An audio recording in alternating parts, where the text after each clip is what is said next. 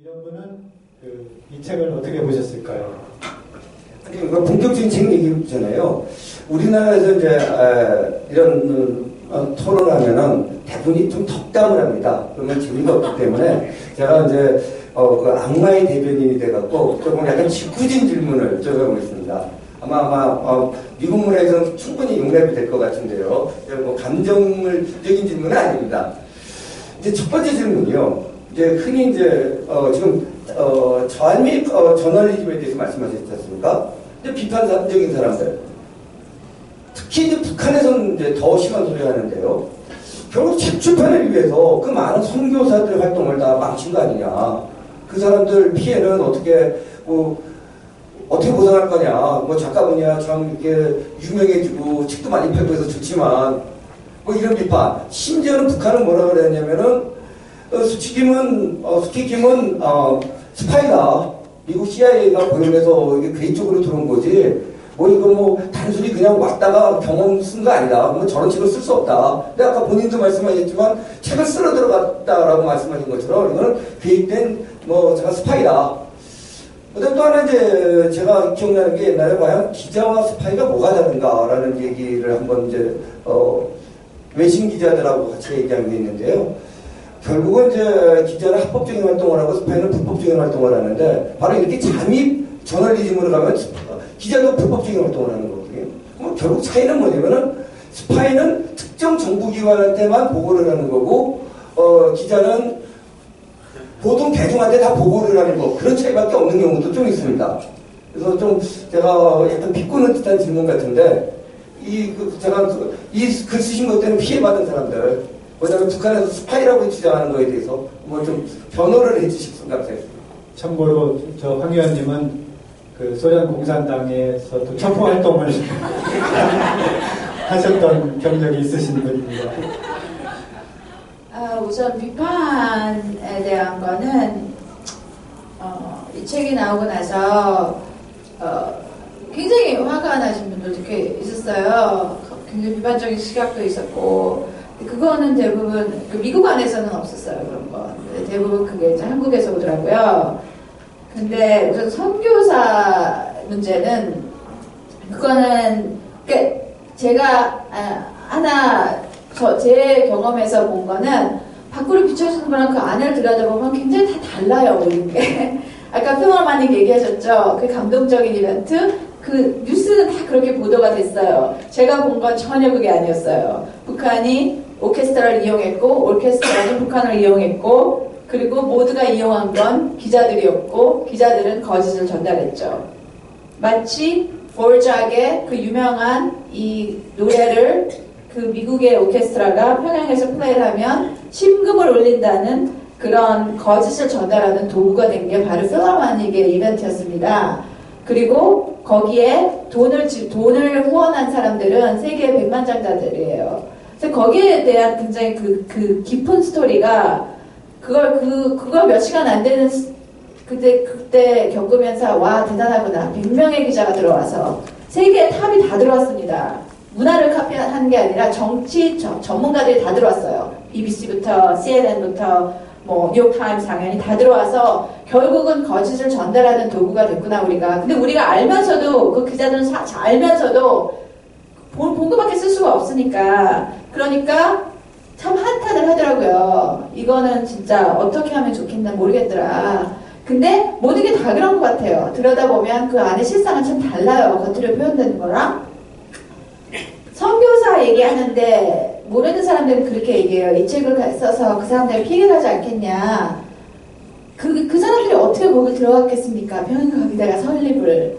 북한 같은 나라에서 10년 넘게 선교단체가 북한을 그러니까 이렇게 그러니까 굉장히 이렇게 다 이유가 있어요. 그 학교가 설립된 이유는 돈도 무지무지 많이 들어갔고 이 학교를 설립하기 위해서 그 사람들의 정체가 거기서 안 밝힌 정체가 안 사람 하나도 없어요. 그 선교사 단체는 10년 넘게 북한에서 유스라는 연명과기대를 운영하고 있는 학교예요. 북한 당국은 그 사람들이 누군지 누구보다도 더 잘 아는 상황이었기 때문에 제가 이 책을 써서 바깥에 나간다? 그게 이 사람들이 갑자기 선교사다 이런 게 자기의 아이덴티티가 이렇게 노출되는 그런 입장이 전혀 아니었어요. 근데 물론 평양 가기 전에 그렇게 얘기를 했죠. 수키킴이 들어와서 다 망쳤다.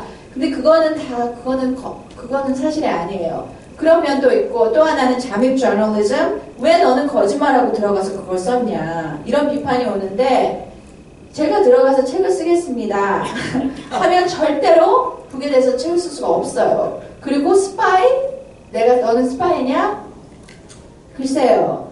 상황마다 다 다른 것 같아요. 말하자면 부패가 썩은 정권? 이런 거를 사실을 전달하고 싶을 때는 허락을 받아서 들어가서 나오는 그건 홍보팀장이 하는 일들이에요. 제가 북한의 홍보팀장이 되고 싶다면 허락을 받아서 대접을 받고 그리고 나와서 그 말을 전달하겠지만 저는 작가로서 그리고 제가 유명해져서 책을 많이 팔려고 그거는 문학에 대해서 그러니까 지금 출판사의 실상을 모르는 사람들이 하는 얘기인데 제가 우선 통역사로 문학가의 인정은 미국에서 받았고 우선 저는 이 책을 써서 그러니까 부와 명성 제가 이 책을 쓴다고 했을 때 평양가기대에서 저한테 연락이 왔어요. 벌써 나온다는 그 사람이 소식을 들었을 때 근데 그 사람들이 저한테 물론 화가 나셨겠죠. 그건 충분히 인간적으로 이해하는데 저한테 그러더라고요. 너 유명해지고 싶고 돈을 벌려면 내가 돈을 주겠다. 그래서 저는 왜 돈과 연결을 할까 모르겠어요.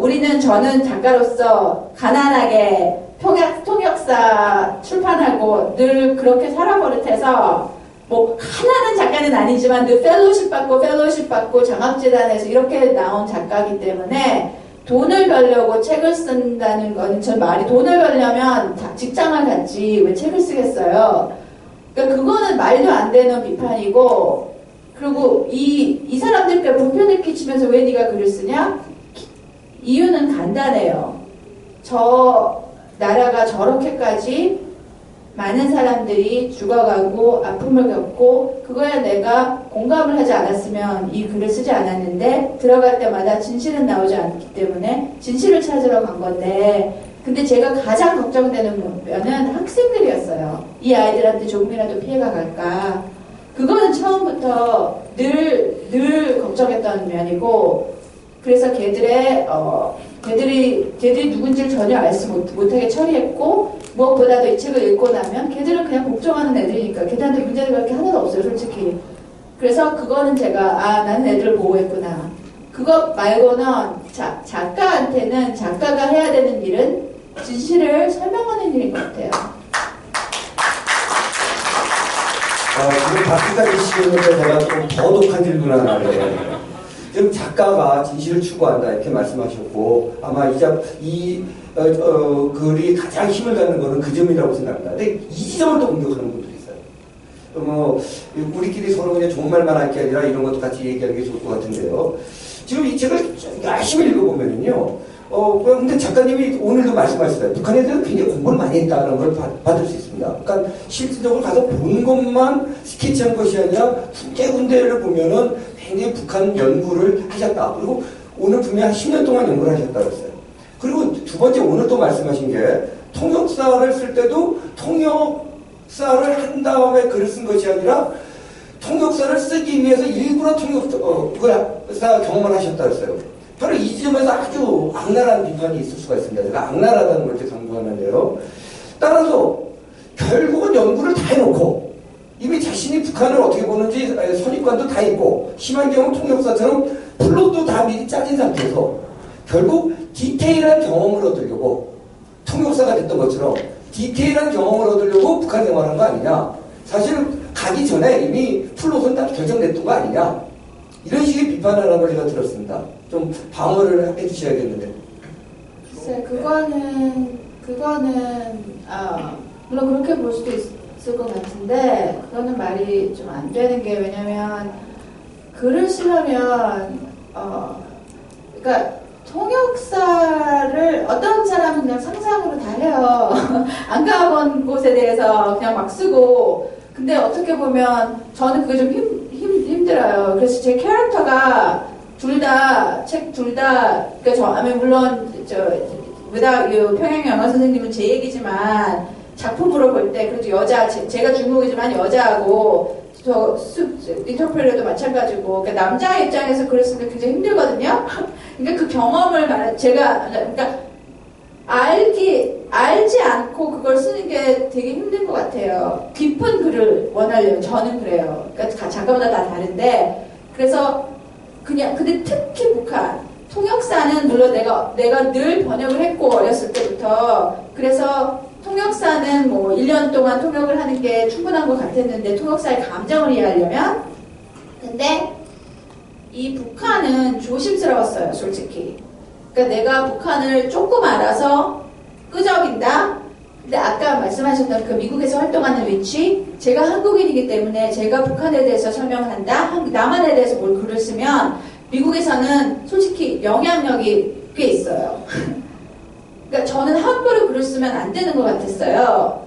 그래서 굉장히 조심스러웠고, 예전에도 북한에 대해서 쓰면 굉장히 저는 이렇게 거리감을 두고 조금 사설을 꽤 썼는데, 이걸 막 스트롱하게 쓴 적 한 번도 없어요. 왜냐하면 조심스러우니까. 내가 끼칠 영향? 그러니까 결정은, 그러니까 답이 벌써 나왔는데 글을 쓰러 간다? 그거는 솔직히 작가한테는, 제가 만약에 학자면 다른데 작가로서 볼 때 그건 작가에 대한 모욕인 것 같아요. 왜냐하면 글을 쓰다 보면 사실을 점점 추구하고 계속 사실이 나타나요. 경험도 모든 게 그렇고, 내가 생각한 거 오해, 특히 이 책이 그랬고, 나는 이 아이들을 이만큼 사랑할지는 몰랐어요. 그런 생각으로 들어간 게 아니라 그냥 북한을 배우러 들어갔는데, 내가 들어가서 경험한 북한은 그 아이들을 하나하나 너무나도 내 자식처럼 사랑했고, 그거는 제가 전혀 예외였는데, 그런 경험을 해서 그게 진정적인 글이 나오는 것 같아요. 살아있는 글, 결정된 글이 아니라 살아있는 글, 마음을 움직일 수 있는 글은 내가 경험을 해서 내가 깨달음을 얻을 때, 그럴 때 그 글이 나오기 때문에, 다시 연구의 목적은 조심스러움이에요. 함부로 쓰면 안 되는 글이니까. 네, 문 작가님. 네, 제가 책을 읽는 동안에 굉장히 조심스럽게 쓰셨다는 느낌을 많이 받았어요. 많이 받고, 또 아까 그 아이들에 대한, 제가 그 책을 다 읽고 난 다음에, 저는 처음에 읽기 시작할 때는 이게 폭로에 초점이 맞춰져 있지 않을까라고 생각을 했는데, 읽고 난 다음에는 애잔함이 더 많이 남는 거예요. 나중에 헤어질 때 걔네들은 막 김정일이 죽었다고 거기에 눈물을 흘리고 막 그런데, 이제 걔네들과 이제 영이별을 하는 거 아닙니까? 다시는 이제 좀 들어가시기가 좀 뭐하니까 그런 애잔함이 담겨 있다고 생각하는데, 제가 여기 그 책에 보면은, 책을 제가 조금 좀 인용을 몇 개를 해볼까 하는데, 학생들을 계몽한다는 것은 그들이 사랑하는 사람에게 죽음을 의미한다. 깨달음은 자유세계에 사는 사람들에게나 유용한 사치품이다. 또 이 나라의 개방은 이들의 목숨을 희생하는 것을 의미할 수도 있다. 이 나라를 개방하는 것은 내 아름다운 학생들의 피를 의미할지도 모른다. 나는 그들이 내가 불어넣어준 모든 것을 잊어버리고 정권의 군인으로 자라주기만 바란다. 나는 그들이 나의 가르침을 유지하고 나를 기억하고 체제를 의심하기 시작했다가 무슨 일을 닥칠지 상상하고 싶지 않다. 이런 내용들이 이제 아이들을 걱정하는 내용이 있습니다. 근데 뒤쪽에 가보면은 그들은 세계의 거의 모든 사람들에게 뒤처져도 훨씬 뒤처져 있었고, 만일 그들이 샘물 이상으로 더 많은 것을 생산하는 강성대국이 되기를 진정으로 원한다면 그들이 들고 일어나는 것이 중요했다라는 내용이 있으니까, 앞의 생각과 뒤의 생각이 이제 상반된 그런 얘기라고 저는 생각을 하거든요. 근데 실제로 이 아이들이 지금의 고급 엘리트의 자녀인 것뿐만 아니라 이 아이들이 자라나서 나중에 북한의 엘리트가 될 겁니다. 그러면은 사실은 우리가 원하는 건, 통일을 위해서 원하는 거는 그 중에서 개혁개방 세력이 나와가지고 걔네들이 뭔가를 바꿔서 지금과는 다른 세상을 만드는 것이 우리가 통일로 가는 이제 가장 좋은 방법이라고 생각을 하는데, 지금 그걸 쓰실 때는 걔네들과 막 헤어진 지 얼마 안 돼서 쓰신 거라면, 지금 조금 좀 시간적 좀 시간 좀 흘렀지 않습니까? 지금 이제 생각하시기에 만일 그 둘 중에 하나를 지금 선택을 해서, 선택을 할 문제는 아닙니다만은 지금의 바람이라면 걔네들이 그거를 알고 희생을 겪더라도 뭔가 걔네가 그야말로 엘리트 집단에서 뭔가를 변화를 가져오기를 바라시는 건지, 이것은 질문 좀 죄송합니다만은, 아니면은 여전히 모르고 안전하게 살기를 원하는지. 당연히 모르고 네. 안전하게 사는 거예요. 그러면 그 엘리트 집단으로서의 역할은 어떻게 하나요? 아니 저는 책에서 그러니까 이성이랑 물론 제 머릿속은 늘 얘들이 진짜 영화에 나오는 것처럼 막 계획을 해서 이 나라가 바뀌고 이런 추구를 해서 자유가 오고 막 이런 거를 물론 이성적으로 생각을 하지만 그래서 책에서 계속 완전 제가 왔다 갔다 한 것 같아요. 제 마음이. 그래서 그게 너무 갈등이고 고민이고 아픔이었는데 그러다가 걔들 얼굴을 보면 아니 절대 나는 얘들이 그냥 안전하게 그러니까 내 자식이라면 절대 아니죠. 그런 공경은 절대 원하지가 않으니까. 근데 그거는 저는 지금도 당연해요. 그냥 안전했으면 좋겠어요. 어떻게 됐건 어떻게 살았건 그냥 하라는 대로 하고 안전하게 사는 게 우선이에요. 북한의 그 현재를 만드는데 그 책임이 큰 권력층의 아들들이죠. 그 제자들이. 그러면서 또 서민들의 그 처절한 삶을 모르고 살았을 가능성이 높은 아이들. 근데 그런 아이들을 쳐다보면은 더 안쓰러워서 또 눈물이 나는 제자니까. 그런 감상들이 많이 녹아 있었습니다. 그런데 저는 이제 30여 년간 그 신문기자 생활을 하면서 그 팩트, 이런 어떤 사실, 통계, 이런 걸 많이 추구를 해왔었습니다. 그래서 북한 그 주민의 삶이 노예에 가깝다면 제가 기자로서 뭐를 찾으려고 할까 생각해보면 어떤 통계치나 그 사람들이 그 수용소에 들어가서 어떻게 그 당하는지 뭐 이런 것들을 찾아 헤맸을 것 같아요. 그런데 우리 김 작가님은 어떤 할머니가 이제 수키김 일행이 어느 할머니 집에 화장실에 가기 위해서 잠깐 들렀었죠. 그랬는데 그 할머니가 삐끔히 내다보면서 웬 외국 사람들이 와 있으니까 누구냐 이렇게 말했죠. 그러니까 감시원들이 그 할머니 빨리 들어가라고, 여기 외국 사람들 손님이니까 빨리 들어가라고 그러니까 그 할머니가 화들짝 놀라가지고 자기 집인데도 아무 소리도 못하면서 숨어버렸어요. 근데 김 작가님은 그런 조그만 일상을 보면서 이 노예 같은 삶이라는 거를 캐치하셨죠. 그게 바로 작가의 시선이 아닌가. 저는 그런 걸 보면서 깜짝 놀랐어요. 제 기자들은 그걸 보면서 노예라고 못 쓰거든요.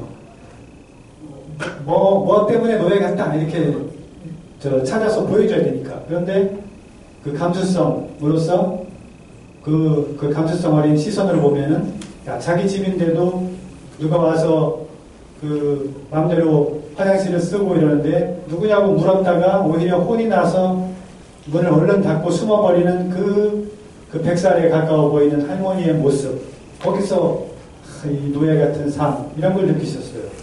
참 이 기자들이 기사를 한가득 써도 커버하지 못할 부분들을 짧은 현장 묘사로 전해주셨다고 생각이 들어요. 또 다른 노예 같은 삶 이런 것들을 또 혹시 책에서는 안 쓰셨더라도 그 보신 현장 있으신지 추가해 주셨으면 좋겠네요. 거기서는 그렇게 이렇게 보여주는 거는 아닌 것 같아요. 어떻게 이제 우연히 이런 경험이 일어났을 때 그럴 때 느껴지는 거죠. 그러니까 아이들이랑 사는 것도 솔직히 걔들이 알까 모를까? 이거는 복합되어 있는 거잖아요. 아는 것도 있고 모르는 것도 있고. 근데 거기서 늘 제가 느낀 건 이 노예라는 게 굉장히 과격한 건데 우선 그 해에 2011년에 모든 대학생들이 공사판에 보내졌으니까 문을 닫고 강성대국을 건설하기 위해서. 그러니까 물론 시스템의 차이지만 그 아이들은 다 거기가 있는데 대학생들 모든 전국의 대학생들은 다 공사판에서 건설을 하고 있고 그리고 얘들은 여기서 영어를 배우고 있었던 평양과학기대 기술대학이지만 과학과 과학 기술을 배우는 애는 하나도 없었어요. 영어만 배우고 있었지. 그러니까 이 실상이 무엇인가. 그러니까 거기에서 이 아이들이랑 살면서 그러니까 노예라는 삶을 보여주는 게 아니라 걔들이 따라하지 않으면, 하라는 대로 하지 않으면 안 되는, 말하자면 저희가 여름학기가 끝나고 교수들이 집을 가는데요. 그러니까 베케이션이라서 교수들이 다 외국으로 다 돌아왔어요. 근데 또 헤어지는 순간에 우리 기숙사가 바로 옆 빌딩인데 애들이 거기 있고 나는 여기 있고 여름 내내 같이 우리가 삼시세끼를 먹으면서 살았는데 교수님 안녕히 가세요 하고 와서 인사를 할 수 있는 애들이 하나도 없었어요. 그러니까 걸으면 10걸음도 안 되는데 얘들이 애들도 아니고 지금 그때 그러니까 대학교 1학년이지만 3학년이었어요. 지금 생각해보면 그 대학교 3학년 완전 청년이잖아요. 자기 마음대로 할 수, 근데 걸어서 10걸음을 걸어서 감사합니다. 그러니까 보통 누구나 바이바이는 할 수 있는 그런 자유가 없는 게, 근데 그게 별거 아닌 것 같은데, 거기서는 이게 무언가 20살도 넘은 학생들이 아이도 하지 못한다는 건 무엇을 의미하는, 왜 그게 뭐가 힘들다고 안녕히 가세요 말을 못하게 할까? 그러니까 그런 모멘트인 것 같아요. 할머니가 자기 집인데도 숨어야 되는 것과 아이들이 그렇게 존경하는 선생님, 정말 좋아하는 선생님이 영영 못 볼지도 모르는데도 안녕히 계세요 할 수 없는 거. 황 작가님. 그것과 관련돼서 제가 여쭤보고 싶은 게 있는데, 좀 제가 좀 바보 같은 질문인지 모르겠지만 이제 작가님의 생각을 좀 알고 싶어서. 근데 지금 말씀하신 것처럼 전국에 있는 대학이 다 문을 닫고 과기들만 거기서 이제 나가서 얘네들이 대학생들이 나와서 뭐를 하냐면 노동을 한다는 얘기죠. 이제 그 노동에 대해서도 얘네들도 이제 가끔 노동을 해요. 노동을 한 얘기가 나오는데, 우리가 막리를 하는 것을 보면서 이상하다고 선생님이 생각하실지 모르지만 우리는 그걸 좋아하고 그것은 우리에게 좋은 일이고 우리의 위대하신 장로님에 대한 의무입니다. 이렇게 얘기를 하기도 했고, 또 저희에게는 아주 힘듭니다. 그러나 이것은 우리 당을 돕고 강성대국을 건설하는 크나큰 영광이어서 이런 일을 하는 것은 행복합니다라고 얘기를 했는데, 이제 작가님께서 뭐라고 거기에 이제 작가님의 느낌이 들어가 있는데 이런 얘기가 있었어요. 겨우 5살 때부터 양동이로 물을 나른 것을 애국주의적 행동이라고 생각하고 있다는 것을 알 수 있었다. 그런 느낌을 받으셨단 말이죠. 저 이제 여기서 그 바보 같은 질문을 하자면, 얘네들의 행복이 진짜 행복일 수도 있지 않을까. 그러니까 거짓이 아니라, 이거는 거짓이 아니라, 우리 그 방글라데시의 행복 지수가 세계 최고라고 얘기를 하지 않습니까? 근데 그런 식의 행복일 수도 있지 않을까라는 그런 생각을 제가 해봤거든요. 그러니까 이제 우리 방글라데시를 제가 비하하고자 하는 거는 전혀 아닙니다만은, 우리가 이제 경제력이라던가 이런 거를 봤을 때는 그 나라가 왜 행복하지라고 우리가 알 수가 없는데도 불구하고 그 나라는 행복한 나라로 이제 얘기를 수치적으로 이렇게 하는데, 만약 그럼 얘네들이 정말 행복할 수도 있지 않을까요? 저 바보 같은 질문입니다만. 저는 당연히 행복할 수 있다고 생각해요. 근데 그 행복이 지금 방글라데시랑 비교를 하셨는데 그거는 가난이 문제가 아니에요. 그러니까 북한은 가난이 문제가 아닌 것 같아요. 가난한 거랑은 전혀 상관이 없고, 장군님을 모시는 그게 물론 커다란 행복일 수 있겠지만 그게 만약 그건 선택이 아닌데, 누구한테도 거기서는 그걸 선택을 해서 그 애국심에 불타서 그게 행복이라고 생각하면 그게 진정한 행복이지만, 모든 국민이 그걸 안 하면 안 되고, 방글라데시 같지 않고 아무도 못 나가고 한 명도 나갈 수가 없고 들어올 수도 없고, 근데 그거를 그 안에서 그걸 만족해서 살아간다. 그게 그들의 인생이겠지만, 그러니까 인간적으로 볼 때는 그거를 행복이라고 부를 수는 없는 것 같아요. 그게 만약 선택한 애국심? 그건 당연히 행복이지만 이건 아니잖아요. 네, 이것도 이제 시간이 많이 됐고 그래서요, 주제가 약간 떨어질지 모르는데 제가 굉장히 궁금하게 했던 때문이거든요. 이제 아까 계속 이제 우리가 평일 영어 선생님으로 가지만 다시 저는 이제 통역사로 돌아가는 얘기를 하거든요. 이 북한 학생들의 상황을 비판적으로 보시면서요, 많은 부분이 공감이 되면서 이런 측면이 있어요. 그러니까 한국의 전통적인 부분까지도 이제 북한 체제적으로 보는 것. 그 다음에 작가님께서도 아까 이제 한국말 하실 때 재밌는 표현인 게, 내 나라, 내조국이라는 표현을 쓰셨는데 사실 한국어 일상적인 어법에서는 굉장히 어색하게 들리는 표현이거든요. 북한뿐만 아니라 우리도 나라 할 때는 우리나라, 심지어는 우리 조국 그런단 말이에요. 아나소리 농담으로 저도 영어를 잘 할 줄 모릅니다만은 그래도 조금 하는 편이라고 됐는데도 진짜 아워 와이프를 했다가 미국에 깜짝 놀래갖고 너 무슨 소리 하느냐. 근데 그게 이제 제 머릿속에서 이제 우리 마누라라는 말을 갖고 이제 번역을 하다 보니까 그래서 생각해보니까 저 자식이 미쳤겠다라는 생각을 해봤는데요. 이런 것도 있어요. 거기서 보면 이제 외국인도 굉장히 당황해하고 그러는데, 사실은 여기 이제 젊으신 분도 있지만, 보니까 약간 연세도 있으신 분들인데, 제가 초등학교 때, 저는 뭐 시골 출신도 아닙니다. 얼굴 보고 생긴 거 보면 알지만, 전형적인 도시놈이고, 저는 벼농작을 하는 것을 갖다가 대학교 농활 가서 처음 본 놈입니다. 그럼에도 불구하고, 서양인, 아마 미국인이겠죠, 환경상으로. 모릅니다. 서양인이 오는 걸 보고 친구들하고 놀다가 도망갔던 경험이 있어요. 와, 이상하게 온다 그러면서 도망을 갔거든요. 그리고 제가 대학교 때, 서양인이 혹시 길거리에서 물으면은 진짜 영어 못한다 그러고 도망가고, 뭐 이런 경험들이 있는데, 그러니까 그러한 식의 그 한국의 전통적인 좀 우리로 대변되는 그 문화, 이것이 북한에 보다 강하게 남아있고, 우리는 사실 굉장히 해체됐거든요. 근데 이거를 갖다가 같이 비판적으로 보는 그런 내용이 굉장히 녹아있다는 느낌이 들거든요. 단순히 제가 유책만 봤으면 그런 생각이 안 들었을 텐데 통역사를 보면서 그런 느낌을 강하게 받았었습니다.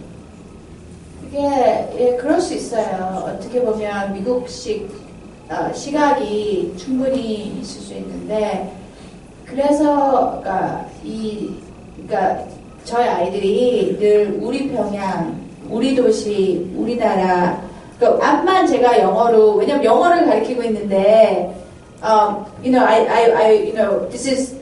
this is the capital 평양. 앞만 해도 안 돼요, 얘들은. This is the capital, our 평양. 꼭 그렇게 써요. 근데 our이 아니다. our New York, our Paris 이렇게 안 한다. 바깥에서는 그냥 평양.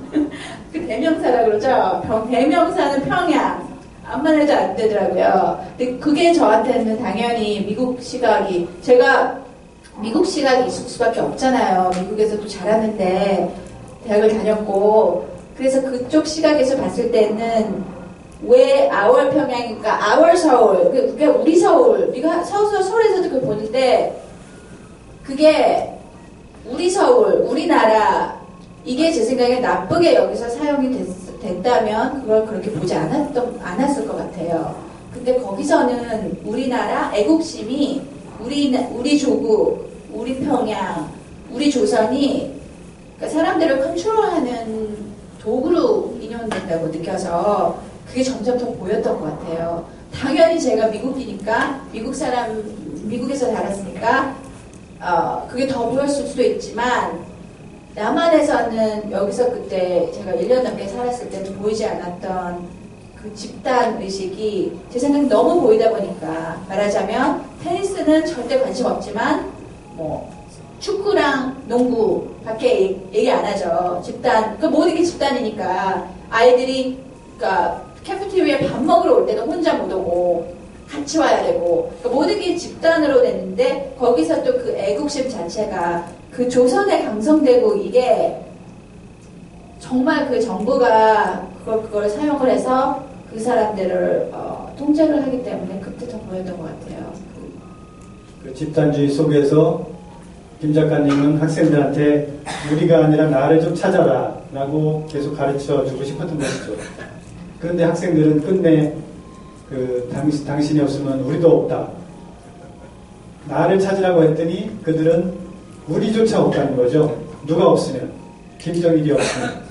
그런 노래를 불렀던 것이죠. 그래서 그 대목을 바로 미국에서 출간한 책의 제목으로 이제 다 왔던 그게 것이죠. 그런 것 같아요. 애국심이라는 게 참 좋은 건데, 그러니까 어떻게 보면 이 북한을 들여다보기 시작하면 유교 사상도 보이고, 자기 아버지잖아요. 그 위대한 수령이 유교심도 있고, 그리고 또 애국심도 대단하고, 모든 게 우리 전쟁으로 돌아가니까 마치 전쟁에서 멈춘 것처럼 역사가. 근데 그 애국심이라는 게 참 무서운 것 같아요. 왜냐면 그걸로 또 그 애들을 또 그러니까 꽉꽉 묶어서 아무것도 못하게 하니까 나라는 거를 없애버리니까. 황 작가님 다른 질문 있으시면 해주시죠.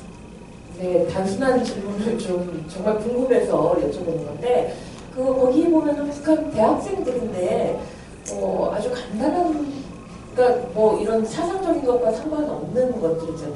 타지말을 모른다든가, 뭐 영국하고 파리가 이렇게 연결이 얼마나 가까우냐, 뭐 이런 거, 그러니까 아주 단순한 지리 지식도 이런 것도 없는 것 같아서, 그러면 대체 거기서 뭘 가르칩니까? 혹시 뭐 과학도 과학이 되는데 과학도 안 가르친다고 뭐 영어는 배우지만 그 나머지 얘네들도 중고등학교 다 배워서 대학 가고 그리고 유학 가는 사람도 있고 그런데 걔네들 학교에서 뭘 가르치죠?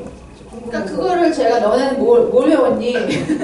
이렇게 물으시는 입장이 아니지만 굉장히 지식이 모르는 게 굉장히 많았어요. 근데 그거는 어떨 때는 모르는 척 하는 게 있죠. 외국 문화니까. 그걸 떠나서 그냥 지식 자체가 자기 나라에 대해서 다 알아요. 그래서 어느 날에 뭐 장군님이 뭘 했다. 장군님이 뭘 했다의 날짜는 줄줄줄줄 외우는데 이 뭐 컴퓨터에 대해서 아니 컴퓨터 메이저가 스티브 잡스가 누군지 모른다면 거기에 대한 지식이 떨어질 수밖에 없는 거잖아요. 그러니까 아니면 뭐 과학적인 지식. 한번 제가 이렇게 약간 화는 안 냈지만 너무 답답해서 저도 저 샷을 잃은 적이 있어요. 왜냐하면 맨날 그러는 거예요. 농구를 하면 키가 큽니다. 왜냐면 제가 농구를 거기서 많이 했거든요. 할 게 없어서. 그리고 애들이랑도 농구도 하고. 근데 제가 맨날 이렇게 너무 답답해서 거기서 굉장히 답답해요. 아무나 얘기할 수도 없고 뭐 너무나 맨날 다 감시받고. 그러니까 농구를 하면 애들이 자꾸 그러는 거예요. 교수님 너무하면 키가 크십니다. 뭐 지금도 맨날 하는데 키가 더 클 거예요. 그래서 내가 농구한다고 키가 안 큰다. 그랬더니 아니 큰데요. 그래서 제가 밥 먹을 때 우리 같이 밥 먹었는데 한 명 한 명이 저한테 그렇게 얘기를 하니까 나중에 클래스한테 얘기를 했어요. 너네가 자꾸 우리 밥 먹을 때마다 농구하면 키가 큰다고 그러는데 농구하면 키 안 큰다. 그랬더니 큽니다. 그래서 전체가 다 교수님이 잘못하겠습니다. 저희 교과서를 보면 그렇게 배웠다는 거예요. 그래서 저희가 니네가 지금 다 여기가 평양과학기술대학이다.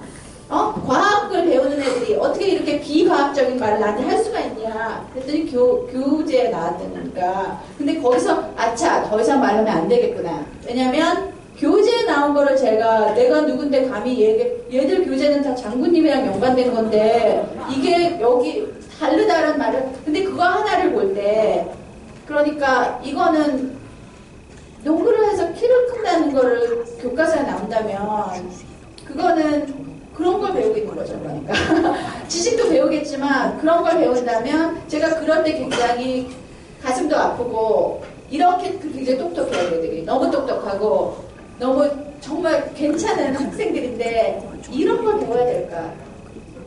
왜 이렇게 애들을 바보로 만들고 있나?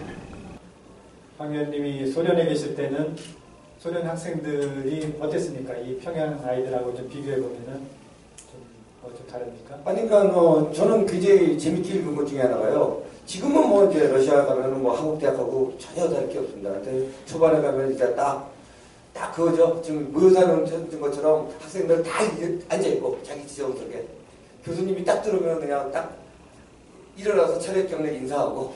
그러니까 우리나라 옛날에 초등학교 때 하던 모습이 그대로 대학교에도 있고 대학교 수업 빠진다는 것은 거의 뭐 상상을 할 수 없는 거의 뭐 그는 우리가 초등학생이 코카인이라는 수준에 해당되는 거였고 뭐 그런데 이제 또 허물어지니까요 순식간에 무너지더라고요. 뭐 거기는 오늘 주제가 아니라서 제가 길게 말씀드릴 건 아닌데 굉장히 그러니까 러시아가 아니라 소련 시절의 모습과 굉장히 유사함을 많이 느꼈습니다. 제가 아는 친구가 소련에서, 그러니까 러시아 태생에서 거기서 대학교 때 미국으로 유학 온 친구가 있는데 계속 울었대요. 책을 보면서 자기 어렸을 때 모습이 생각나서 자기 다 공감한다고 그러더라고요. 저렇게 잘했다고 자기도. 저는 충분히 저도 공감합니다. 황 작가님 네. 질문을 많이 준비하셨던 것 같아요. 네. 아니 저도 약간 비판 쪽으로 너무 또 덕담만 하면 안 된다고 저요. 비판 쪽. 여기 잠깐 제가 관심이 있어서 그냥 확 들어왔는데 남한에 대한 이야기는 안 못하시는 걸로 금기로 되어 있는데 이화여대에 말씀하셨단 말이에요. 이화여대 학생들은 좋은 가정에 훌륭한 여성. 저 이화여대를 나와가지고 제가 눈에 확 들어왔는데 저는 저 스스로 좋은 가정의 훌륭한 여성이라고 생각합니다. 근데 모든 이화여대 학생이 다 좋은 가정의 훌륭한 여성은 아니거든요. 저는 이걸 보고 김 작가님도 거기 가셔서 결국은 남한에 대해서 그러니까 약간 거짓 섞인 그런 말고 홍보를 하고 오신 게 아닌가. 그러니까 뭐 많이는 아니지만 이거 뭐 한두 번이지만 결국 그 사람들이 아까 이거 우리 뻥 얘기했잖아요. 자기네 대해서 뻥을 치듯이 작가님도 혹시 여기에 대해서 뻥이 나온 게 아닌가라는 그런 생각을. 그게 되게 힘든 게 그런 설명이 우선 남하는 얘기하면 안 되는 상황이어서 그게 그 말을 하게 된 상황도 그래서 얘기한 게 아니라 애들이 그러니까 2학기 때는 겨울 학기 때는 우리가 서로 이렇게 너무 좀 유스트가 돼서 하지 않았는 말도 조금씩 했어요. 그래서 제가 너네도 내가 대학교 때 많이 배낭여행을 다녔다 뭐 이렇게 걔들도 여행을 하는 게 중요하다 이거 좀 가르쳐 주려고요. 그래서 세계에 뭐 유명한 너네도 가라 이 말을 못 하니까 세계에 참 아름다운 도시들이 많다 뭐 런던도 예쁘고 파리도 예쁘고 일부러 그랬어요. 걔들이 좀 근데 그러다 보니까 또 그때 북한에 있는 건 굉장히 피곤한 게 자기를 자꾸 점검을 해야 돼요. 이 말을 하면 어떻게 생각할까? 이걸 하면 어떻게 누가 리포트를 할까? 그래서 그 당시에 제가 이 말을 하면 안 되는데 그리고 또 너무 외국 서양 도시만 얘기하면 얘들이 또 자존심이 상할까? 그래서 생각해낸 게 서울 얘기를 못하니까 쿄도가 이쁘다 그런 거예요. 일본을. 근데 거기서 또 일본도 얘기하면 안 되잖아요. 그런데 걔들 표정이 딱 붙더라고요. 그러더니 걔들이 평양은 아름답습니까? 근데 그 말이 제가 굉장히 복잡한 질문이 가장 저한테 난처했던 질문이 사람들이 물어봐요. 뭐가 난처했냐? 그 하나였어요. 평양이 아름답습니까? 저는 평양이 아름답다고 생각해본 적이 없어요. 그러니까 평양은 솔직히 그냥 딱 봤을 때 굉장히 회색빛의 콘크리트 쓰리고 그걸 떠나서 상징적으로 너무나도 불편한 도시고 그거를 설명할 수가 없으니까 그래서 제가 그냥 뭐 조금은 조금 거짓말한 거죠. 조금은 그러니까 피한 거예요. 그 대화를. 근데 그걸 내가 피했을 때 얘들의 그 실망, 걔 얼굴을 보면서 왜냐면 나는 자기들은 바깥에 못 나가니까 아무데도 못 봤지만 선생님은 세계를 돌아다녔는데 선생님이 우리 도시를 정말 예쁘다고 하면 정말 우리가 최대의 강성대국이 아닌가 이걸 듣고 싶어 한 건데 그 거짓말을 해줄 수가 없으니까 조금 하면서 걔들 얼굴을 보면서 너무 마음이 아파서 미안해서 그래서 얘들을 즐겁게 해주는 거는 여자 학생 얘기를 하면 얘들이 좀 즐거우라고 근데 얘 갑자기 생각난 게 그거였어요. 참 희한하다. 내가 이렇게 평양에서 남학교에서 가르치는데 서울에서도 내가 이대라는 곳에 있었다.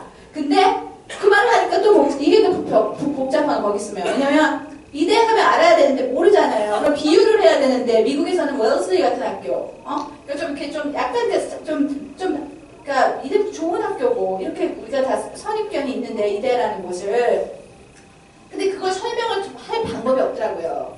그러니까 너네 같은 학교인데 서울에 있는 여자 학교다. 그래서 난 거예요. 훌륭하고 뭐 좋은 집안의 너희들 같은 그러니까 걔들은 어떻게 보면 너희 같은 애들도 있다 서울에 근데 다 여자애들이다. 그러니까 걔들이 조금 이렇게 마음이 좀 가벼워졌다고 할까?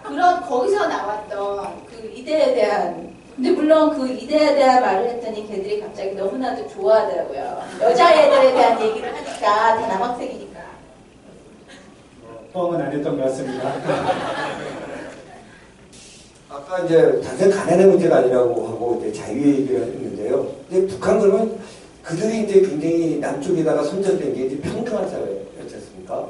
근데 이제 이 책을 읽으면서, 이 책을 읽기 전에도 이제 보면은 그야말로 오히려 조선시대 이상의 신분관계, 성분이 있다는 거거든요. 지금 방금 이런 말을, 저도 이제 그걸 느낀 게 이대랑 이 얘기랑 비슷한 거를 모스크바 처음 갔을 때 한 적이 있습니다.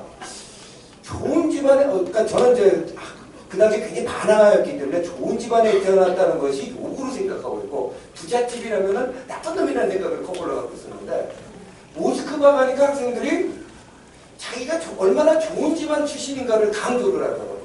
그러면서 충격을 받았었는데 이걸 보면서 다시 한번 그거를 리마인드 했습니다. 사실은 그들이 자유는 제쳐놓고 그들이 중요시하는 가치였다는 것이 사회주의가 평등이었는데 사실은 더 평등하지 못한 진짜 완전한 신분구조인 성분으로 나누고 있다는 거. 그러니까 사실은 이대는 그렇게 성분이 좋지 못한 여학생들 아까 말씀하신 것처럼 있는 것 같은데 이대 그러면 무조건 성분이 좋은 여학생만 있는 것처럼 설명할 수밖에 없는 그 현실 이해됩니다. 저는. 황 의원님 말씀에 제가 좀 덧붙이자면은 그 평등사회인데 여기 보면은 여성 비하에 대해서 저도 여자니까 그래도 굉장히 이제 자주 많이 들어오더라고요.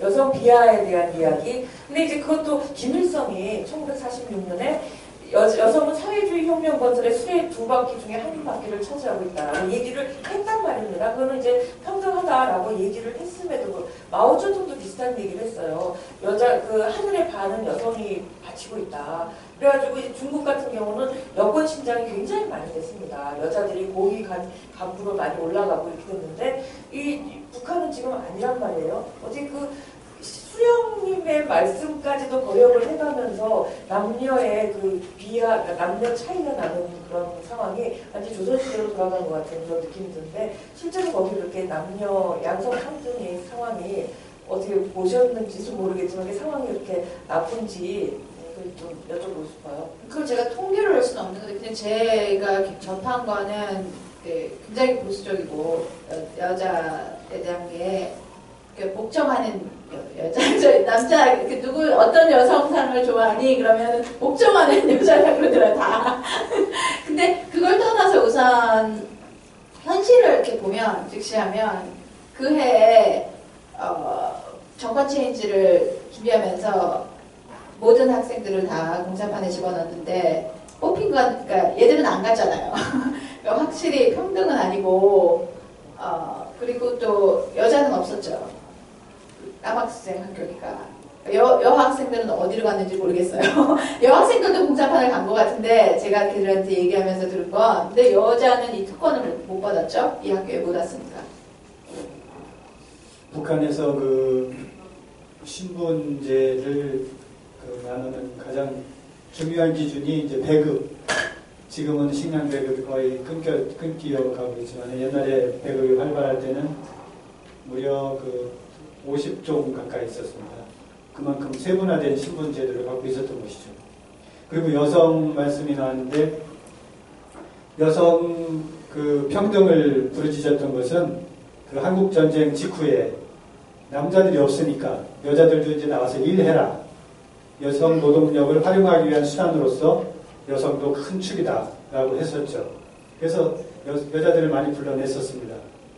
그런데 그럼에도 불구하고 여성의 권리가 보장이 안 됐거든요. 그래서 91년인가에 또 평등법을 만들어가지고 하고 있는데 그럼에도 불구하고 잘 안 됐어요. 여성의 권익 신장이 안 됐죠. 그리고 왜 그러냐면 북한에서 추구하는 여성상은 이제 두 가지인데 하나는 혁명 투쟁하는 강반석 같은 김일성의 어머니 같은 추사형 그리고 하나는 고분고분하게 말 잘 듣고 가정을 지키는 이 조선시대의 여성형 그 두 가지를 왔다 갔다 하면서 이제 강요를 하는 거예요. 그 책에도 이제 그런 모습이 많이 나와 있는데요.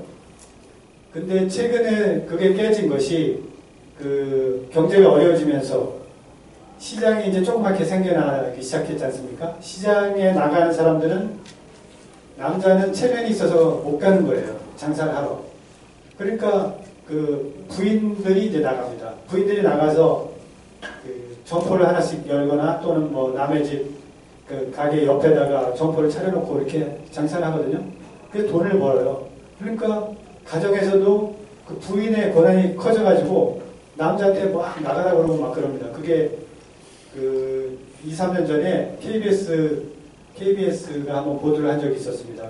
북한에서 찍어와가지고 거기 보면은 내가 돈 벌었으니까 당신은 이제 나가 막 이래요. 부인이. 옛날에는 북한에서도 있을 수 없는 일이었는데. 그러니까 결국은 경제 구조가 이 남녀 관계도 바꾸고 가정 내 위계 관계도 바꾸고 좀 이런 큰 변화가 나타나고 있다고 합니다. 하여튼 북한에서 여성에 대해서 요구하는 것이 그 두 가지 점이 그 책에서도 아주 재밌게 그려져 있었던 것 같습니다. 그리고 저는 그 책에서 또 특이하게 본 것이 평양의 그 고위층 자제들 그리고 지방의 또 고위층 자제들 이렇게 오는데 평양 애들이 더 잘 나가고 지방에서 온 애들은 조금 옷도 좀 옷이나 뭐 학용품 같은 것이 조금 질이 떨어지는 걸 쓰고 이러잖아요. 근데 거기에 또 최근에 이 장사에서 돈 버는 사람 자제들이 또 오더라고요. 그것도 큰 변화죠. 그래서 북한에서는 지금 시장이 굉장히 커지고 있거든요. 그래서 시장에 이 정부에다 이제 돈을 좀 얼마 내면서 점포를 운영하거나 최근에는 뭐 그 택시도 많이 생기고 또 간의 수공업이 많이 발달해 있어요. 그러면은 정부에다 돈 좀 주면 그걸 다 운영을 할 수가 있거든요. 그 사람들이 세력이 굉장히 커지고 있습니다. 그러니까 그 사람들이 옛날에는 고위층 아들들만 이런 좋은 학교에 보냈는데 이제 돈으로 그걸 해결하는 거예요. 돈으로 우리 애도 거기다 집어넣고 이렇게. 근데 혹시 학생들 중에 이 돈 벌어서 된 아버지가 돈 벌어가지고 아들을 거기 보낸 아이 뭔가 좀 차이가 나던가요? 그러니까 그런 차이는 확실히 있었어요. 평균 유서원 애들이 진짜 정말 막 엘리트죠. 진짜 정말 모든 게 완벽한 그런 애들이 있었고, 걔들이 이제 배경도 그렇고 얘기하다 보면, 근데 이제 거기서 좀 말씀하신 것처럼 좀 떨어진 애들이 좀 약간 지방에서 이렇게 선발돼서 온 애들이 좀 섞여 있었고, 그리고 진짜 부자라는 느낌이 온 아이들이 좀 멀리서 온 애들이 몇 명 있었고요. 그러니까 그게 이제 거기 사회 구조를 아무래도 설명해주는 그런 건 있었어요, 확실히. 그 학생들이 외국에 대해서는 정말 잘 모를 텐데 국내 사정에 대해서도 잘 모릅니까? 다른 애들은 이렇게 굶고 있고 시장에서 그 애들한테 제가 그러니까 이게 별거 아닌 것 같은데 저는 굉장히 커다랗게 저는 중요하다고 생각한 건 굉장히 심플한 거예요. 가본 데가 하나도 없어요. 하나도 없어요. 그러니까 그건 거짓말한 게 아닌 게 확실해요. 왜냐면 거짓말을 했을 텐데 이렇게 얘기하다 보면 우리 묘양산, 금강산 다 선생님들은 가게 해줬는데 걔들은 가본 애가 한 명, 금강산에 한 명 있었던 것 같아요. 원산 출신. 그러니까 나머지는 거기에 가본 사람이 없어요. 그리고 다른 도시를 몰라요. 그러니까 얘기를 해도 하나도 밖에 못 나가니까. 묘양산, 그러니까 저는 묘양산, 금강산을 보면서 정말 이렇게 참 많이 울었어요. 아무도 못 가는 산이잖아요, 결국은. 이렇게 텅 빈 산? 특히 금강산은 이제 남한테 못 가니까, 그러니까 완전히 빈 산이더라고요. 중국 사람들만 가까스로 이제 어떻게 투어 패키지에서 온 조선족, 그러니까 뭐 이런 패키지가 오는 것 같더라고요. 그래서 그룹이 몇 개 있고, 북한 사람은 아예 없고, 그 산에. 그리고 이제 장군님만 모든 사방에 써있죠? 뭐, 우리들의 전설적인 영웅, 뭐, 바위마다 다 써있어요. 어디를 돌아다녀도. 그러니까, 낙서 비슷하게 없는 곳이 없으니까. 그러니까 솔직히 금강산을 가도 그러니까 김정일 산인 것 같고, 그리고 묘양산도 마찬가지고, 그러니까 이 나라 사람들을 볼 수 없는 산들. 그러니까 정말 한국인들은 못 보는구나. 왜냐면 우리도 못 보고, 남한 쪽에서도 못 보고, 북에서도 못 보고, 아무도 못 보는, 결국은 중국 사람들을 볼 수 있는 산, 중국 사람들만 볼 수 있는 산이 돼버린 산, 아니면 간혹가다 오는 외국인들만 허락되는 산들, 그런 게 느꼈어요. 참 민족의 비극이구나. 아니 뭐 책 내용이 잘 나와 있는데요. 다시 한번 설명해 주셨으면 좋겠는 게 이 영어를 배운다는 것이 단순히 말을 배우는 것이 아니라 또 말이라는 것은 그 상대방의 문화와 사상이 녹아 있지 않습니까? 그러니까 예를 들어서 아까 이제 책에도 보면 이제 그 북한의 그 딕셔너리 사전 문제가 나오는데 아니 그런 상태에서 어떻게 영어를 가르칠 수 있는지 물론 고뇌하는 게 계속 나오는데요. 하다못해 이제 극단적인 예로 이슬람에 대해서 전혀 배경 지식이 없이 아랍어를 배울 수가 없거든요. 그건 전혀 이해가 안 돼요. 그 단어가 설명이 안 됩니다. 그런 식으로 미국 사회에 대해서 아주 깊게 몰라도 아주 대피적인 거라든지 그런 상황에 대해 이해 없이 이 텍스트가 읽고 읽혀지는 건지 그 단어 어휘를 이해할 수 있는 건지 그냥 뭐 초등학교 수준에 그냥 뭐 그냥 맛있다, 먹었다, 뭐 잤다, 뭐 이런 얘기만 배운다면 모를까 조금 고급적인 언어를 배울 때 그게 가능한 거지. 물론 그 고뇌하는 모습이 되게 곳곳이 나오는데요. 그거 한번 다시 설명해 주시고 그들의 사전 얘기를 좀 사전에 내용이 나와야 되는 거니까 설명이 나와야 되고 아까 말때 진 그러면 진이 어떤 건지 설명이 나오고 그림이라도 나온다든지. 그러니까 그들의 제가 묶어서 얘기를 하자면 저는 그리고 궁금한 거는 얘네들한테 이렇게 특혜를 주면서 전국에 다 대학생들이 다 노동하러 가는데 얘네들만 여기서 영어를 가르쳐가지고 뭐에다가 써먹으려고 그런지 그것도 궁금해요. 그러니까 우선 그게 가르치는 게 굉장히 힘들었던 게 그리고 얘들이 이해를 할 수 없는 단어가 자꾸 나와요. 근데 그렇기 때문에 우리가 쓴 교재는 아주 옛날 구식 중국에서 쓰던 거예요. 그러니까 거기는 뭐 크레딧카드 얘기도 안 나오고 인터넷 얘기도 안 나오고 말하자면 뭐 그러니까 미국에서 스토어에서 누가 돈을 딱 내면서 체크를 썼대요. 2불짜리 체크를. 근데 미국에서 2불을 책을 써서 하는 문화는 아주 옛날 그런 거 없어요. 누가 2불을 책을 캐시가 아니고. 그래서 내가 이걸 어떻게 설명한가? 이거 문제는 이 교재가 여기서 허락한 교재는 이거고, 그럼 이걸 어떻게라도 내가 설명을 해야 되겠구나. 그래서 이제 크레딧 카드로 얘기를 했더니 크레딧 카드로 돈을 낸다 우리는 이제 그게 무슨 소리일까? 근데 그것도 이해가 안 돼요. 암만 얘기해도. 근데 걔들이 그러니까 말하자면 이렇게 간단한 것도 설명이 안 되는 거예요. 이코노미 클래스가 뭐냐? 그러니까 비행기 탔을 때 비행기 탄 얘기가 나오는데 이코노미 클래스 그러면 아니 비행기에서도 선생님 교수님 경제에 대한 레슨을 받습니까? 그러니까 이코노미 클래스라고 생각한 거예요. 그래서 내가 아니다. 여기서 얘기하는 클래스는 레슨이 아니다.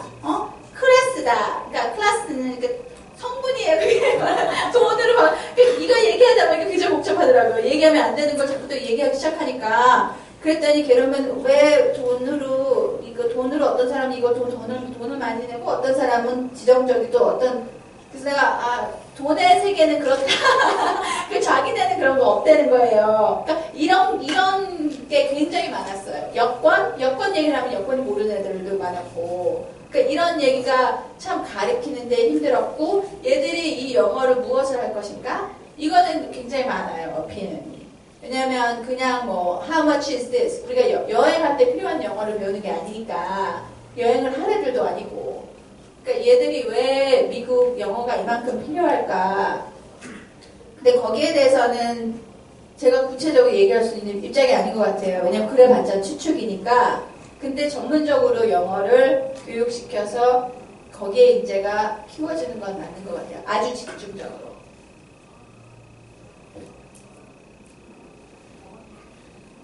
얼마 전에 TV에서 탈북자들 대화하는데 보니까 북한 사람들이 가장 갖고 싶은 것이 여권이라고 가장 힘센 것이 여권이라 이런 표현을 한 것을 들은 적이 있습니다. 그리고 아까 황 작가님 질문하신 것 중에 김일성이 여권 신장에 대해서 그렇게 설파를 했는데도 불구하고 왜 안 되느냐 이런 표현을 하셨잖아요. 거기에 대해서 짧게 말씀드리면은 저도 이제 북한을 연구하느라고 김일성 선집, 김정일 전집 뭐 이런 걸 다 이렇게 보게 되는데 뭐를 어떻게 해야 된다 이렇게 나오거든요. 근데 그 표현이 몇 년 후에 또 나오면은 이렇게 지시했는데 안 되고 있구나 이렇게 해석을 하는 거예요. 근데 여권에 대해서 그런 얘기가 많이 나옵니다. 앞으로 여성에 대해서 이렇게 권익을 보호해줘야 된다 했는데 몇 년 후에 또 얘기를 해요. 그러면 뭔가 안 되니까 자꾸 지시를 한다. 한국에서도 그렇잖아요. 어떻게 돼야 된다. 언론에서도 계속 지적하면 그게 안 되는 거니까. 북한에서도 김정일이 똑같은 얘기를 어디 가서 공장에 가서 뭐를 생산해야 된다 하면 했는데 그게 안 되니까 그 다음에 또 합니다. 그러면 이제 저희는 연구할 때 이 지시를 되풀이하는 걸로 봐서 그게 안 고쳐지고 있다. 그 안 고쳐진 이유는 뭐냐 이렇게 연구를 합니다. 근데 여권 신장에 대해서도 비슷한 경우라고 생각이 듭니다. 마지막 하겠습니다. 네. 아까 이제 말한 거 연장선상인데요. 하나의 언어를 배운다는 것은 단순하게 진짜 중기교육 통역을 하는 게 아니라 그 나라의 사상과 문화를 배우는 거라고 생각합니다. 이 책에서 보면은 이제 가장 재밌는 게 이제 에세이라는 단어를 가리키는 것과 에세이를 이해를 못 해갖고 헤매다가 결국 에세이에 대해서 굉장히 얘기들이 많이 나오는데요. 첫째, 그러면 에세이를 그들은 번역을 했습니까? 만약 북한어로 번역을 한 게 있는지. 그러니까 저는 한국말 하면 안 됐어요, 애들이랑. 근데 자기들끼리 얘기하는 거를 이렇게 들으면 장문이라고 이해를 하는데 그 방식이 완전 다른 거죠. 그러니까 한국에서 장문하고 영어의 에세이하고도 다른 말 같은데 제가 볼 때는.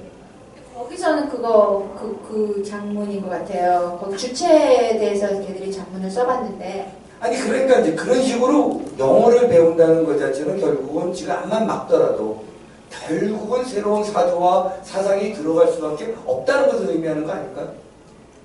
근데 그거를 제가 더 추구한 것 같아요. 왜냐면 다른 선생님들은 에세이 안 가르쳤으니까 저는 에세이를 걔들이 알았으면 좋아. 그것도 이제 굉장히 고민이 됐는데 에세이라는 게 그냥 에세이가 아니거든요. 에세이라는 건 사상이고 에세이는 자기 자신을 논리적으로 설명을 하고 그걸 갖다가 증명을 해야 되는 건데 그래서 그게 무엇인가 그렇게 사는 게 무엇인가를 어떻게 보면 애들한테 가르쳐 주려고 했는데 이제 그게 걔들이 그렇게 힘들어했고 이해하는 걸 그리고 걔들이 그걸 이해했다면 결국 그들한테 행복을 주었을까? 고민되더라고요. 아까 사회자님께서도 말씀하셨지만은 지금 여기 과기대에 온 애들이 뭐 고위 간부의 자식들도 있지만 요즘 돈 벌어가지고 돈으로 지금 그러면은 이제 거기에 출신 성분의 옛날에는 자본가, 자산가 이런 사람들은 최하의 출신 성분이었지 않습니까? 옛날에는 지금 이제 없애버렸죠. 없앴다가 다시 생겨나고 있는 거죠. 네네. 그런데 이제 그렇다면 거기에도 이제 어떤 그 부르주아의 자산이라던가 시장 경제의 어떤 그런 움직임 같은 것이 서서히 지금 들어가고 있는 것이 많이 생겨나고 있습니다. 네, 그렇다면 우리가 저는 이제 통일에 굉장히 많은 관심을 가지고 있습니다. 그러면은 우리가 그런 것들이 걔네가 이제 나중에 그 부르주아의 자본가의 자식이 나중에 엘리트로 해가지고 어떤 사회에 진출을 하게 되면 통일에 대한 그런 데서 나오는 통일에 대한 꿈을 좀 꿀 수 있는 거죠. 여기 보면은 나는 한국 통일의 환상, 5,000년 한국인의 동질성은 모두 불의없는 것이라는 생각이 들었다라고 그렇게 쓰셨는데 정말 아직도 통일을 환상이라고 생각하시는지 저는 이제 그거를 좀 여쭤보고 싶습니다. 네. 이게 통일이라는 게 이제 제가 여기서 살면서 그 2009년에 그때 많이 인터뷰를 했어요. 젊은 세대도 인터뷰하고. 근데 솔직히 통일을 현실적으로 원하는 사람은 한 번도 본 적이 없어요. 다 대답은 통일을 하지만 그리고 또 그렇게 설명이 꼭 오더라고요. 금방은 아닌 것 같다. 불가능할 것 같다. 그러니까 이게 현실적인 희망사항일까? 아니면 정치적인 희망사항일까? 또 하나는 그쪽에서는 물론 자본주의가 많이 들어가고 많이 이렇게 달라지는 모습도 있겠지만 이거랑 또 이 통제랑 너무나도 개별된 문제라 거기에 뿌릿속까지 박혀있는 그 수령님 시스템이라는 게 정말 너무나도 제 상상 밖으로 무서운 체제라고 저는 느꼈기 때문에 그러니까 우리가 바깥에서 보는 거는 요즘에 많이 그런 거 많더라고요. 다들 연속극 본다. 솔직히 다들 연속극을 본다면 비행기에서 이코노미 클래스라고 생각하는 사고방식이 있겠습니까? 그러니까 이거저거가 다 존재하는 것 같아요. 북한을 보면은. 그렇게 본다면은 와 이게 진짜 통일이라는 게 어디서부터 시작을 해야 되는 게 맞을까? 진짜 원하고 있는 건지 양쪽이 굉장히 의문사항이었어요. 그러니까 말은 좋은데 우리의 소원은 통일이고 통일을 위해서 한민족이 근데 솔직히 외국에서 보면요. 그러니까 저는 그래봤자 저는 미국 시각으로 자꾸 보면 이 사람들이 진짜 통일을 원하나? 왜냐하면 세계를 어디를 눈을 씻고 찾아봐도 한민족이 반으로 나뉘어서 한 시대가 다 죽어간 민족은 그렇게만큼 그러니까 제가 이렇게 말하면 비판적인 시각이라면 여기 다 그리고 그러니까 쟤는 왜 바깥에서 와서 이런 얘기를 할까 할 텐데 그게 굉장히 화나는 것 같아요. 외국에서 보면 또 바깥 시각으로 보여요. 그러니까 내가 한국 시각으로 볼다가 이 시각으로 볼다가 저도 막 왔다 갔다 해요. 근데 미국 시각으로 보면 그 사람들은 그래요. 한민족을 외치는 저 사람들은 참 위선자가 아닌가. 왜냐면 세상에 이렇게까지 잔인한 민족이 어딨나. 형제가 분단을 해서 하나는 세상에서 가장 잘 사는 나라 중에 하나가 됐고 하나는 세상에서 가장 못 사는 나라가 됐고 그러고서는 말을 안 하는 게 60년 넘어가는 민족. 그거는 그래서 세계에서 본 눈에 이렇게 한국에 포커스를 하는 게 물론 북한이 자꾸 뉴스를 만드는 것도 있는데 또 하나는 커다란 이슈예요. 결국에서 마지막 분단 나라? 그리고 그 분단이 하루 이틀이 아니라 60년이 넘게. 그래서도 저는 관심사가 많이 갔던 것 같아요. 그래서 통일을 물어보시는데 와 진짜 이 민족이 통일을 원하나 모르겠어요. 저는 솔직히. 마지막 시간이 다 된 것 같은데 마지막 질문이요. 이제 아까도 이 책의 이제 장르, 그러니까 이제 평양 영어 선생님 Without You There Is No Us 장르에 대해서 말씀하신데요. 작가님께서도 뭐라고 했냐면은 이것은 단순 기사가 아니라 결국 문학적으로 풀어쓴 글이다 이런 말씀을 하셨어요. 사실 그렇기 때문에 진짜 저는 또 읽으면서 참 이게 장르가 뭘까? 기사들이 쓰는 뭐 기사 무슨 단순 잔인일보는 아닙니다. 그렇다고 분명히 픽션도 아니고요. 그래서 굉장히 저는 이제 크리에이티브한 넌픽션인 정도다, 넌픽션이다라는 생각이 드는데요. 그럼에도 불구하고 작가님은 제가 알기로 한국어로 소설가신데 이런 넌픽션이 주는 힘도 있지만 또 픽션이 주는 힘이 있거든요. 이런 거를 배경으로 해서 다시 픽션을 쓰실 계획은 있으신지? 제 마지막 질문입니다. 이 장르가 되게 중요해요. 한국에서는 많이 안 한다고 그러더라고요. 미국에서도 솔직히 그 new journalism 어떻게 보면 creative non-fiction인데 그거의 영향력이 굉장히 세거든요. 왜 영향력이 세냐면 그냥 사라지지 않아요. 그러니까 제 에디터가 그 얘기를 했어요. 1년도 넘게 이 책을 에디트했는데 왜냐 이거는 이 책은 지금 이 세대가 아니라 후에도 이 세대를 바라봤을 때 이때는 이 시대는 이랬구나. 그거를 설명하는 게 크리에이티브 non-fiction이 마음을 움직이는 걸 그게 크리에이티브 non-fiction이 할 수 있는 영역이에요.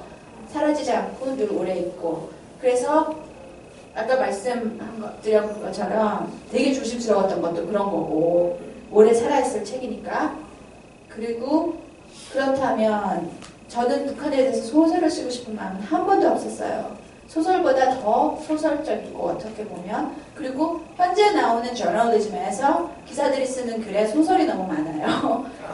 확인이 안 되기 때문에 북한은 마음대로 많이 써요. 그래서 외국에서 보다 보면 정말 말도 안 되게 화가 날 때가 되게 많아요. 읽으면서 이거는 그냥 분명히 막 CNN이 얘기를 하는데도 저 사람들이 저거를 도대체 왜냐면 확인을 못하니까 마음대로 쓰는 그런 게 많아서 그래서 그런 소설을 쓰고 싶은 마음이 전혀 없고 이제 다음 책이 초반이 좀 됐는데 그게 될지 모르겠지만 그 작가는 늘 뭐 써도 대담하게 버릴 수가 있는 이 전의 책도 완전히 버렸고요. 그럴 수도 있겠지만 제 관심사는 이 책도 그렇고 남한이 소설이 오히려 물론 북한을 안고 있는 남한이지만 이 다음 책은 남한이 주제가 당연히 그러니까 남한이 솔직히 저한테는 한국이 참 아파요. 그래서 한국에 대해서 쓰는 것도 아프고 굉장히 힘든 글인데 이제 다음 책은 한국이죠. 네, 소설은 한국어로 쓰겠습니다. 아주 짤막한 질문 하나만 더 추가하면 그 학생들이 인권에 대한 개념이 혹시 있던가요? 그런 거 느껴보신 적이 있어요? 그건 단 한 번. 아이들은 그런 질문 절대 하지 못했어요. 근데 그게 굉장히 그러니까 마지막 책에도 있는데 책에 나왔어요. 우리 교재에 나온 거는 우리 얘기할 수밖에 없으니까. 근데 교재 토픽 하나가 레이시즘이 나왔어요. 그러니까 거기는 흑인 교수가 없었어요. 그러니까 얘들은 그 인종의 차별 이런 거 생각해 본 적이 없는 거예요. 바깥에 나간 적도 없고. 그때 갑자기 생각난 거예요. 이 책에서 뭐 그런 얘기가 나왔으니까 차별대우 얘기가 그래도 저한테 그러더라고요. 선생님은 뉴욕에 있으면 그러면 딴 사람들이 다 백인이고 그럼 선생님이 백인이 아니니까 백인들이 선생님을 나쁘게 어떻게 막 하지 않냐. 제가 그 말을, 저한테 그 말을 물어봤을 때, 아, 얘들이 인종차별이 뭔가를 생각하고 있구나. 처음으로. 근데 그 인종차별을 생각한 게, 저한테 대한 마음이 열렸기 때문에, 우리 선생님이 혹시 차별당해서 마음을 헐대지 않을까.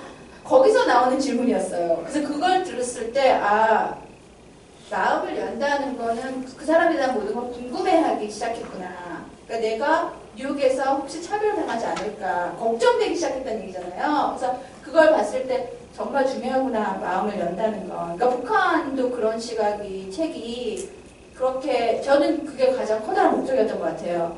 한국은 당연히 민족이지만 걱정하지만 원제는 영어로 나왔는데 이제 미국에서 세계에서 이 책을 읽고 그렇게 걱정되기 시작하더라고요.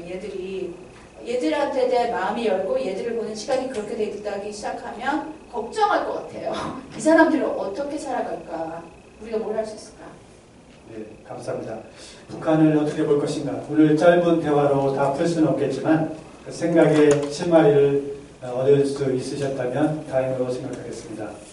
이상으로 대화를 마치고 마이크를 북한인권법 통과를 위한 모임의 임지연 대표님께 넘기겠습니다. 예, 여러분 큰 박수로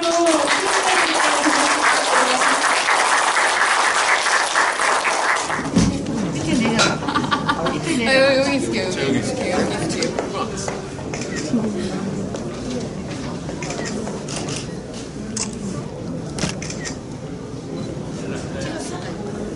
찍은 거야? 다 찍으셨나요? 네, 감사합니다. 네. 내려가시면 되세요.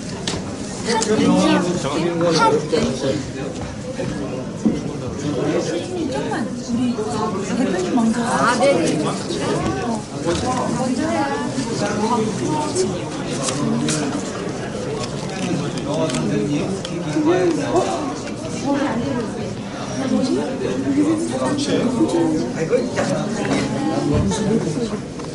사실 저는 사진 찍는데 굉장한 트라우마. 찍으세요. 하나, 둘, 셋.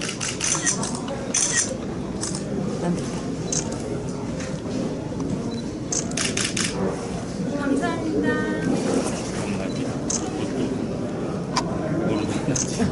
아, 애쓰셨습니다. 네, 아, 찍겠다는. 네, 감사합니다. 역시.